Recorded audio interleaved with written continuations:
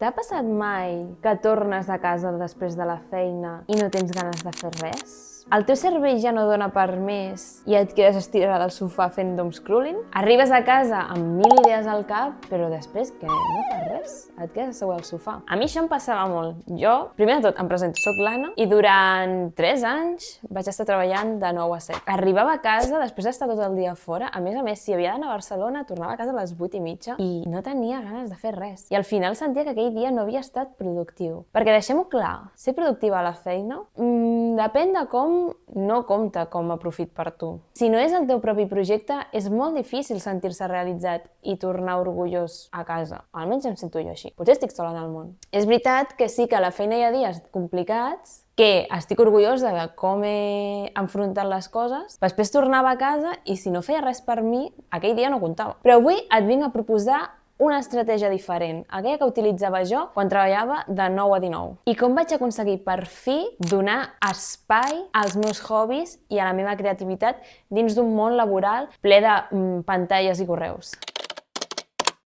El primer punt és un que em va dir la psicòloga, perquè jo vaig anar a la psicòloga una mica per solucionar també aquest tema de que sentia que la vida se m'escapava. O sigui, tenia FOMO de la meva pròpia vida i que sí, treballava, però que no, la meva vida no era molt més interessant que jo. Li comentava, perquè clar, jo durant el dia no tinc temps, perquè treballo de 9 a 19, arribo a casa i ja sí, m'he de cuinar pel dia següent, o vinc des de Barcelona i ja torno a casa a les 8:30, sopo i me'n vaig a dormir directe. És com que no feia res més. Llavors, a mi això em va crear un estat d'ànim que no era sostenible amb el temps. Llavors jo vaig començar a anar a la psicòloga i aquest consell, que a mi em va costar 60 euros, però vosaltres us el donaré gratis, és una estratègia com de reset, de duana mental. És a dir, com sempre aconsellen que encara que teletreballis a casa et treguis el pijama i et posis roba de feina igualment, és perquè el teu cervell no pot passar d'A a B sense passar per un pont, sense aquest estat intermig de canvi. Si vens després de 8 hores de feina a casa, necessites fer alguna cosa que sigui aquest pont per dir-li, vale, ara és l'hora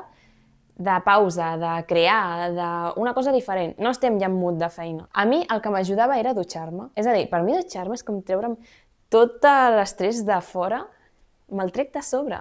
Me'l trec directament de la pell. I per mi això és el millor moment del dia. És com un ritual per mi. Llavors tu has de buscar aquest ritual. Ja pot ser meditació, caminar 15 minuts, fer una volta 15 minuts, ja et fa canviar el xip de casa. Però ha de ser una activitat fàcil, que tu no hagis de pensar-hi molt mentre ho fas. No et pot ser que et faci mandra ja d'entrada aquella activitat. No pots posar-te a pintar la Capella Sixtina, saps? Ni tampoc cal fer un entrenament d'alta intensitat per fer aquest canvi, no. Han de ser coses senzilles, que t'ajudin. Ha de ser quasi com algo que et surti sol, una acció gairebé mecànica que tu no hi hagis de pensar ni dedicar molt esforç en fer-ho. Arribes a casa i ho fas. Ha de ser una acció on et sentis present en el moment. I comença per aquí. Aquest és el primer pas. És de ser un pas petit, que et faci començar. Això és com l'espurna que comença tot.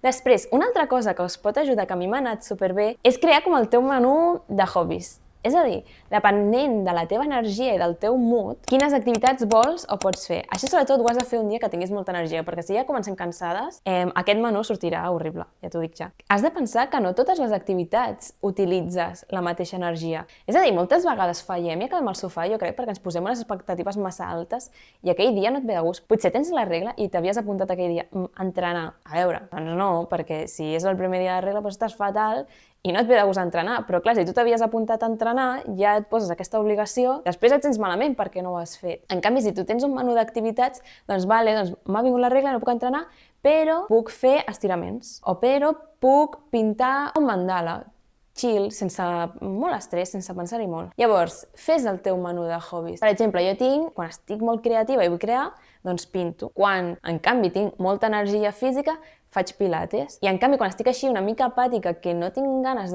ni de crear ni de fer un esforç físic, tinc la lectura, perquè la lectura al final ets un espectador i no implica molta energia activa. El truc està en fer-te una llista i quan no et sentis molt inspirada, la vas a consultar. Potser avui et ve de gust fer una cosa que no està a la llista, no passa res. És un menú, també pots agafar coses fora de la carta. Llavors, no et facis expectatives de sí, dimarts faig això, sinó què em ve de gust avui? Potser començar així et motivarà més a fer més activitats. Un punt clau seria analitzar com ha anat el dia. És que potser a la feina has estat concentrada davant la pantalla 9 hores, potser ara que tornes a casa no et ve de gust posar-te a programar.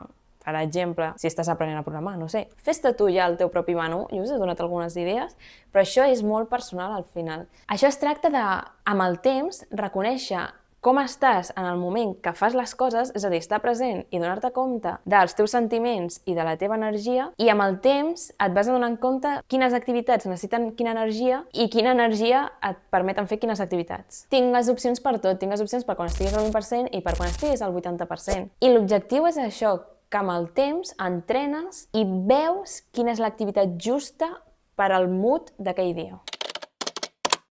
També una altra cosa és tenir una meta tangible. Aquest punt és importantíssim, perquè necessites un objectiu que puguis veure. Per què vols utilitzar aquestes tardes després de la feina? Perquè a vegades tenim uns objectius tan abstractes que perden el sentit una mica. Tipus, jo algun objectiu que em vaig posar l'any passat era ser més creativa. Uau! I què significa ser més creativa?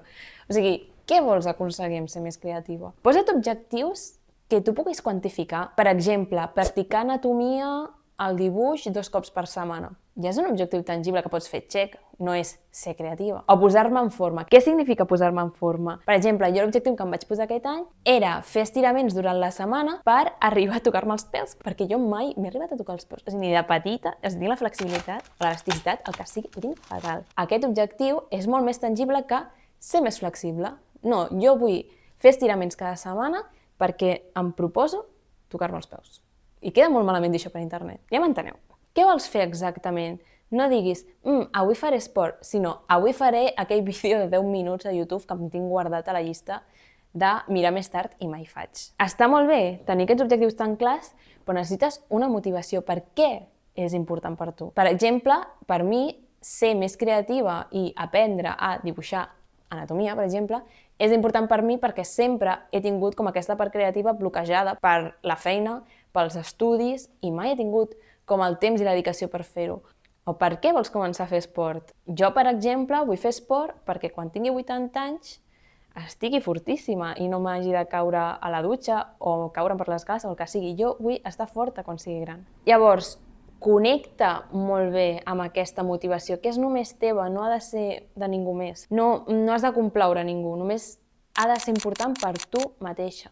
Quan transformes una intenció vaga a una acció específica, al final el que estàs fent és deixar de ser espectador de la teva vida i reaccionar als inputs que estan arribant i estàs començant a dissenyar la teva vida i a ser més actiu en ella. Un altre consell és anticipa't els teus sabotejadors. A mi, un consell que em va donar una amiga que em va semblar increïble és... Jo li vaig dir, és que quan acabo de treballar i estic a casa, perquè, per exemple, a vegades teletreballo, no? Estic tot el dia a casa. Quan acaba a les 7 de la tarda, em fa una mandra canviar-me la roba i anar a fer esport. Em fa una mandra aquest procés. Però jo sabia que el meu punt feble era després de treballar i em fa mandra vestir-me per fer esport. I la meva amiga em va donar el millor consell del món. Em va dir, i per què al matí no agafes i et vesteixes d'esport? Total, fas videotrucades i només et veuen la part de sobre. O sigui, què passa si vas en xandall? O sigui, potser sembla una tonteria, però a mi això m'ha canviat. Per què? O sigui, ja tens un pas menys per fer aquesta activitat. O, per exemple, jo sé que quan torno a casa, després de treballar 10 hores fora, el meu punt feble és el mòbil, perquè m'asseca al sofà i dic, em mereixo 5 minuts de doom scrolling. Em poso el mòbil i sé que no són 5 minuts. Serà una hora. Posa't una norma, tipus, vale, arribo a casa i no m'asseca al sofà, deixo el mòbil a l'entrada, vaig directament a la dutxa per canviar el mood. O sigui, ja d'aquesta manera estàs dissenyant el teu entorn perquè no et distregui res i vagis a fer el que realment volies dedicar-te aquella tarda i no hi hagin interferències. I això jo crec que us pot ajudar molt. I finalment arribem al punt que jo crec que és el més important de tots. El punt de, si un dia fallo, no passa res. No siguis el teu propi enemic. Crec que aquest punt ja el vaig repetir en un altre vídeo, però per mi és tan important, perquè jo crec que jo, com a mínim, que sóc tan perfeccionista amb mi mateixa, la cosa és de no sentir-te malament i no jutjar-te si un dia falles. La cosa és que valoris fins on has arribat. O sigui, jo, per exemple, abans sí que estava... O sigui, si mires el temps que surt en el mòbil, jo abans estava hores a Instagram, a TikTok, cada dia. Ara he arribat a la xifra de 30 minuts, 20 minuts, depèn del dia. I sí que és veritat que el que he notat és que quan un dia fallo i de cop estic una hora o una hora i mitja a les xarxes, em queda aquesta com ressaca emocional, em sento tan malament amb mi mateixa i tan Oh, quin disgust, no?, d'estar en comptes de 30 minuts he estat una hora. A mi això m'afectava molt fa ja un dia. I potser el dia següent arrossegava encara una mica aquest mal hàbit.